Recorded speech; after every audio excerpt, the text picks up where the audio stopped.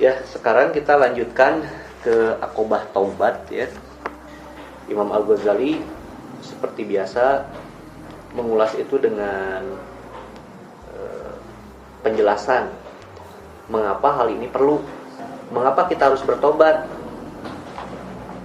Kata Imam Al-Ghazali, agar memudahkan Anda melakukan taat kepada Allah. Sebab buruknya dosa itu dapat mengakibatkan terhalangnya taat dari diri Anda dan bisa menimbulkan kehinaan, tidak bisa mendekat kepada Allah. Nah, Imam Al-Ghazali mengarang buku ini khusus agar kita tuh bisa melakukan perjalanan menuju Allah, agar kita tuh bisa sampai ke surga. Dan perjalanan menuju surga itu tidak lain dari ibadah. Jadi kalau kita taat, melaksanakan berbagai kebaikan di dunia, beribadah lillahi ta'ala, ujungnya bakal masuk surga, insyaallah. Nah, sementara dosa itu bisa menghalangi orang melakukan ibadah. Dosa itu bisa menghalangi orang melakukan ibadah. Kumaha we cara nama? Begitu kita, terutama amalan sunat gitunya, amalan yang sunat. Bahkan bisa jadi amalan yang wajib pun bisa terhalangi karena dosa. Nah, Ibnu Qayyim menjelaskan lebih lanjut dalam bukunya Ada wa Dawa. Di dalam buku Ada wa Dawa ini Ibnu Qayyim menjelaskan ada 70 bahaya dari dosa. Tapi di antara efek dosa itu adalah hirmanul ilmi warizki, kata Ibnu Qayyim. Jadi yang namanya dosa itu bisa menghalangi ilmu dan rezeki. Orang maca buku teh mah teh abus-abus gitu kan.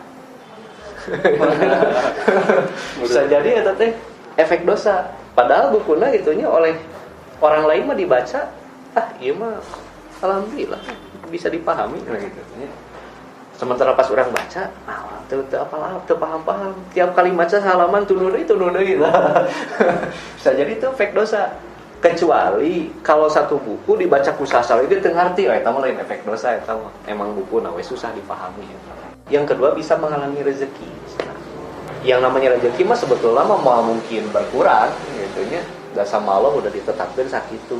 Ngan ieu mah efek kanu rasa, nah asa sesat rezeki teh, nah asa lama gitu datangna, nah asa kitu asa kieu gitu. Model kitu nya. Da sebenarnya rezeki mah mau berkurang. Dosa juga kata Imam Ibnu Qayyim Al-Jauziyah itu bisa menyebabkan datangnya banyak musibah. Mulai dari musibah teh kan macam-macamnya, mulai dari yang ringan-ringan seperti perasaan gelisah gitu.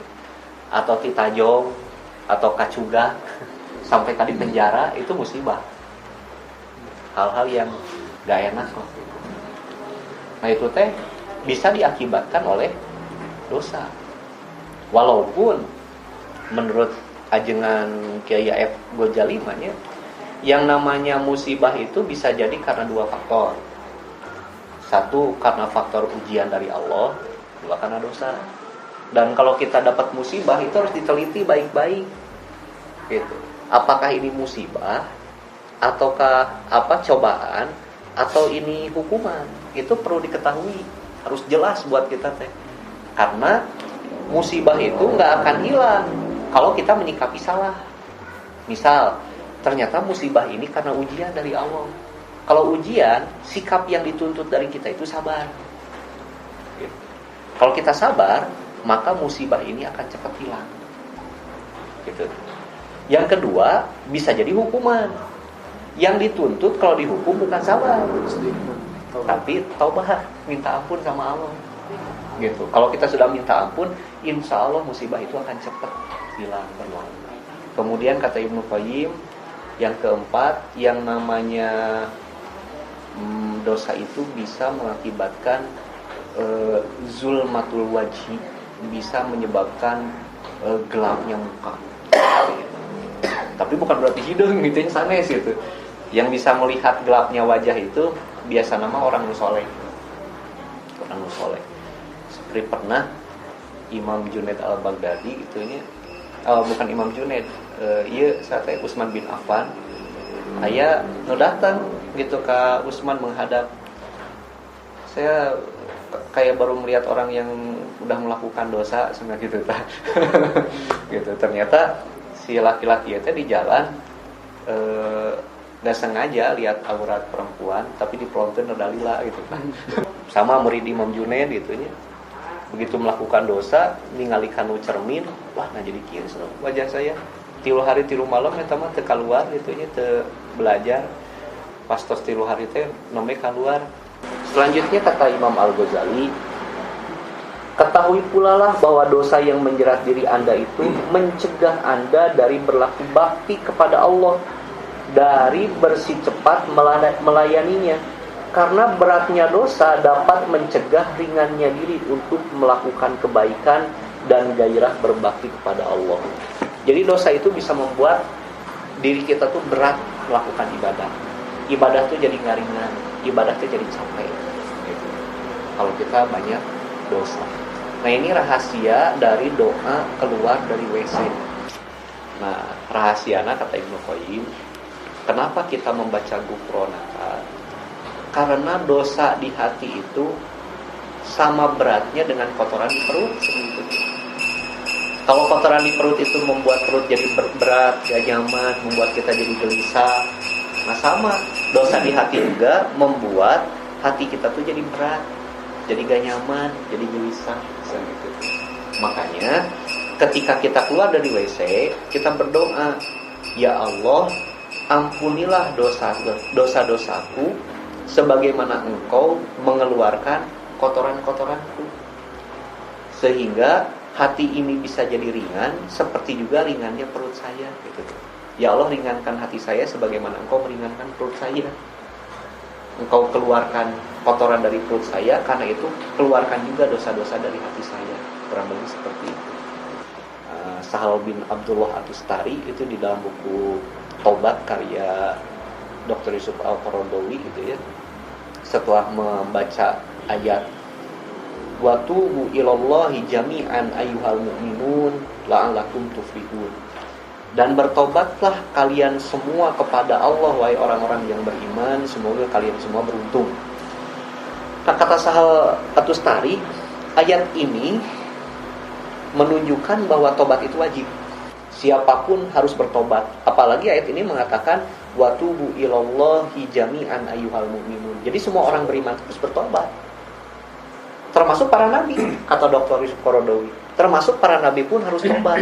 Tapi kan nabi mah enggak punya dosa. Gitunya. Tobat dari apa? Nabi itu tobat dari pemahaman sebelumnya. Karena para nabi itu ma'rifatnya pada Allah itu terus naik. Gitu tuh. Ilmunya terus bertambah para nabi itu. Imannya terus bertambah, sehingga pemahaman para nabi detik ini berbeda dengan detik sebelumnya. Gitu. Pemahaman tentang Allah detik sebelumnya itu gak sempurna dibandingkan dengan detik berikutnya. Detik berikutnya lebih sempurna lagi, detik berikutnya lebih sempurna lagi, dan itu menuntut tobat. Detik-detik sebelumnya, pemahaman-pemahaman sebelumnya. Seperti dosa itu ada 3 tingkat. Pertama, dosa maksiat. Dan dosa maksiat dibagi 2. Ada maksiat kecil, maksiat besar. Yang kedua dosa bid'ah, terutama bid'ah dalam masalah akidah. Dan yang ketiga dosa kekufuran. Jadi dosa itu ada 3 tingkat. Dosa kekufuran paling tinggi tentunya, atau musyrik, kafir, mungkar itu loh tentunya, munafik itu termasuk. Yang kedua dosa bid'ah dalam masalah akidah. Orang yang enggak percaya sama sebagian takdir gitu. Nggak percaya sama azab kubur gitu. Itu bid'ah dalam masalah akidah. Yang ketiga maksiat. Maksiatnya ada maksiat besar, maksiat kecil. Maksiat besar mah seperti durhaka pada orang tua gitu. Terus nanti mabuk, berzina, mencuri, itu maksiat besar. Ada maksiat kecil gitu yang bukan tadi gitu. Seperti melihat aurat perempuan, itu masuknya dosa kecil. Meremehkan dosa kecil itu menyebabkan dosa kecil itu jadi dosa besar. Nah, kita lanjutkan lagi kata-kata Imam Al-Ghazali. Terus-menerus melakukan dosa termasuk suatu perbuatan yang dapat mengakibatkan kelamnya hati. Ini adalah intisari dari sebuah hadis Nabi ya. Kalau seseorang melakukan dosa, maka akan ada noktah hitam di hatinya itu. Dan jika dia bertobat, maka noktah hitam itu dihapus. Tapi jika dia melakukan dosa, maka bertumpuk-tumpuk dosa itu. Itulah yang dimaksud dengan firman Allah, bal rana ala qulubihim. Tetapi dosa-dosa itu kemudian telah hati itu telah dicap gitu dengan dosa-dosa. Jadi susah untuk bertobat. Nah, jangan sampai kita dicap gitu dengan kemaksiatan. Jadi karena kemaksiatan itu udah begitu sering dilakukan sehingga nggak bisa ditinggalkan. Gitu. Itu namanya dicap, dilak. Kayak orang-orang musyrik yang udah mendarah daging gitunya, menyembah berhala dan mencintai berhala-berhala itu, begitu didawahi mereka nggak mau keluar dari penyembahan berhala karena udah jadi kebiasaan mendarah daging. Nah, karena itu tiap kali kita melakukan dosa cepat-cepat istighfar. Dosa istighfar. Gitunya. Tong sampai bosan nak kieu. Saya mah udah pasti kayak oge ngalakukeun dosa deui, tong sampai ka kitu. Ya. Melakukan dosa cepat-cepat tobat. Kumaha mun ngalakukeun dosa deui, yang kayak tobat deui gitu tah. Gitunya. Dan belum tentu kalau kita udah tobat belum tentu melakukan dosa lagi. Bisa jadi setelah tobat maut. Gitu tuh. Itu mah godaan setan we. Kayak melah udah kayak oge bakal ngalakukeun dosa deui gitu tuh. Eta mah godaan setan. Gitunya. Tobat we langsung. Begitu kita melakukan dosa tobat, melakukan dosa tobat. Selanjutnya, tentunya Anda dapat merasakan bahwa hati Anda yang gelap dan keras tidak dapat bersih dan bening. Tidak ada rasa nyaman, tidak ada rasa manis pada waktu mengerjakan ibadah. Jika tidak dilimpahi belas kasih Allah, hal demikian bakal menyeret orangnya ke arah kekafiran dan celaka. Nah, jadi dampak dari dosa itu kata Imam Ghazali, mun ibadah teh nggak ada rasa manis, nggak ada rasa nikmat, nggak ada rasa lezat. Di sini ada sebuah doa dari seorang ulama, guru Imam Ghazali. Benar-benar, kata Imam Ghazali, aku pernah mendengar Ustadz Abu Ishaq al-Isfiraini rahimahullahu ta'ala. Beliau termasuk orang yang ilmunya mengakar lantaran diamalkan. Beliau berkata, aku telah berdoa kepada Allah selama 30 tahun supaya dikaruniai tobat yang baik, bersih, yang nasuha. Aku heran dan berkata kepada diriku sendiri, Maha suci Allah, aku mempunyai hajat yang aku pintakan kepada Allah selama 30 tahun sampai sekarang belum juga dipenuhi. Seperti itu. Jadi beliau tuh minta sama Allah dikasih taubatan nasuha. Nah, ya bedana orang sama para ulama gitu ya.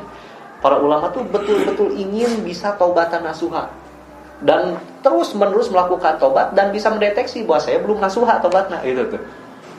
Kemudian aku bermimpi seolah-olah ada orang yang mengatakan kepadaku, apakah kamu heran mengenai hal itu? Tahukah kamu apa yang engkau minta kepada Allah itu? Sesungguhnya yang engkau minta adalah supaya Allah mencintaimu. Belum pernahkah engkau mendengar firman Allah, Innallaha yuhibbut tawwabina wa yuhibbul mutatahhirin. Surat Al-Baqarah ayat 222. Allah mencintai orang yang bertobat dan mencintai orang yang bersih dari dosa dan akhlak tercela. Nah, itu ya. Jadi mudah-mudahan walaupun kita cuma membahas sebagian kecil saja dari bab tobat ini, karena panjang sebetulnya mas, tapi mudah-mudahan bisa disempurnakan dengan kajian-kajian lainnya tentang bab tobat ini. Mudah-mudahan kalimat dari Imam Ghazali tadi menjadi wasilah